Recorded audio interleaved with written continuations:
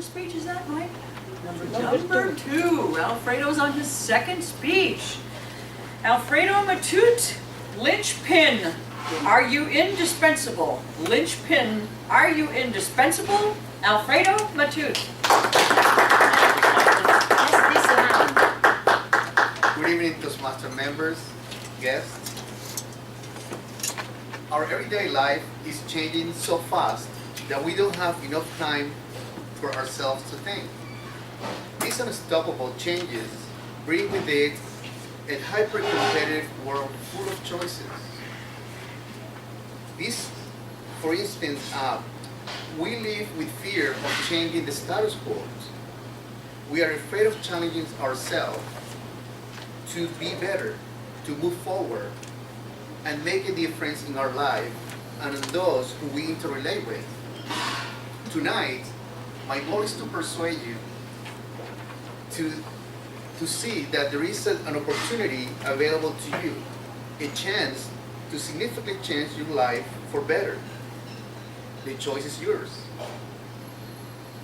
Maybe you have been resisting to take the less traveled but better choice.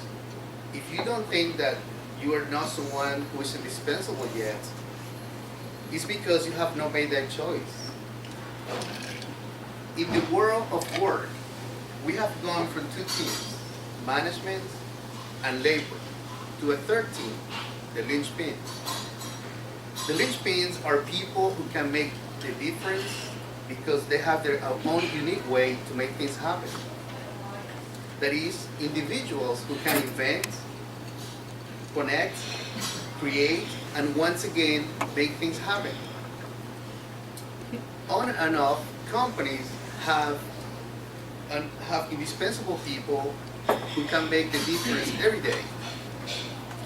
Linchpins are an essential building blocks of tomorrow's communities, families, and organizations. You must be asking yourself, how can I become a linchpin? To become a linchpin, you have to start by getting involved in doing difficult work. Labor is the best sense of the word.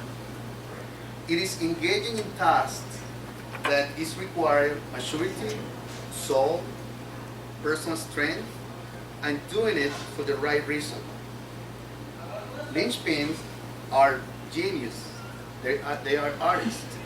They are givers of gifts. They bring humanity to any place they are present in. They don't live at home.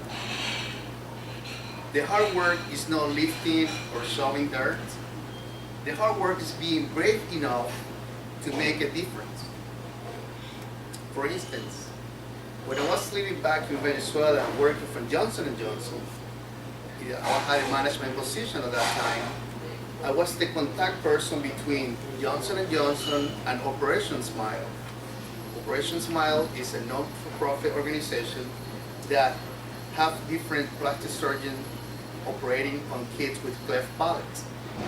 My job was to convince upper management to donate all the surgical suture and topical skin adhesive to be used in all these kids, not only in Venezuela, but in different countries in South America. Without my passion to help others and my strong drive to make things happen, this would never have been taking place.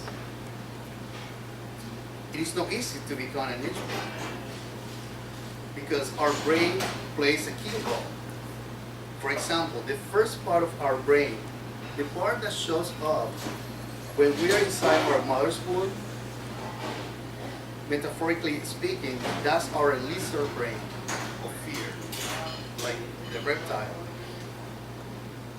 This part of the brain sets out to sabotage anything that feels threatening, risky, and generous.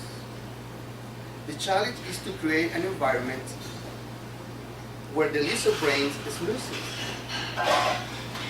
establish new habits, and better patterns that keep that lizard at bay. In other words, overcome the resistance that our lizard brain creates. We have to understand our personal resistance very well. Resistance is an internal biological human condition that we can control.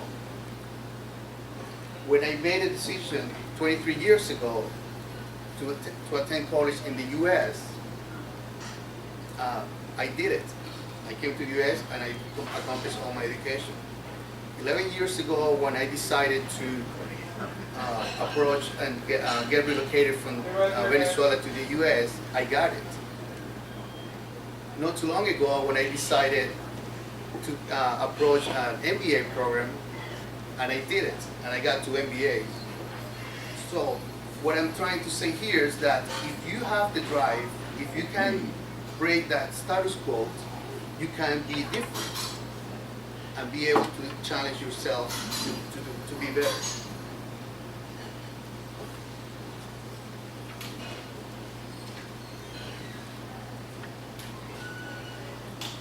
Everyday people are choosing down to go to a less well-defined path, one in which they make choices and make a difference. This not only does fulfill our potential as parents, workers, or citizens, but someone indispensable. In business, instead of focusing on complying with management and long-term strategy, getting more stuff, being more secure, just be more in the way that you can challenge yourself, help others, and become a better person. At the moment you stop complying with the system and you draw your own roadmap, that's when you are in the way to become a linchpin, or better yet, an indispensable person. General evaluator from Toastmasters Alfredo. Organize your speech. I've asked Terry to help me with this because I had a difficult time at times hearing you. I'm not sure if that's me or you. I'm deaf in my right ear, and I thought I had a good line of sight. But overall, it seemed well organized to me. You got an outline, you followed the outline, it's easy to follow what you're trying to say. You spoke with a lot of sincerity, and I like the way you use your hands. I like the way you use your hands to express yourself. I thought, I couldn't tell really with the pronunciation, but I thought your rate was a little bit fast. I would recommend slowing down your rate of speech, maybe increasing your increasing your voice at times, slowing down your rate of speech, using some pauses here and there to make sure the audience is with you. And those are my major suggestions. Interesting information, good organization, very sincere, good gestures, enthusiastic sincerity. Tell me yes, Terry, first.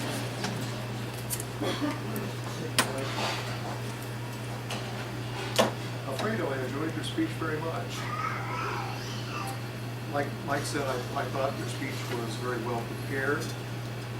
I liked your usage of the word indispensable. In fact, you peppered that word all throughout your speech. I was kind of wondering why you didn't use that in your speech title. I'll give a little bit of my on-counter demerit report. I counted about half a dozen pause. We're going great through the first part of your speech. When you got to the middle, you slipped in about 3 or 4 odds, almost right in the row. So watch for that. My primary recommendation for you is knowing what's coming up for you in the Competent Communicator Manual. You're going to be asked to give more speeches without using notes. And my recommendation is always the same for all beginning Toastmaster speakers. Use more personal stories. Tonight, you gave a couple of personal stories in your speech, and when you did, you didn't look out at your notes. You looked out at the audience. So I recommend that in future speeches, use more personal stories, so you won't be having to look down so much and using notes. But I thought you gave a wonderful speech. I look forward to hearing more speeches from you.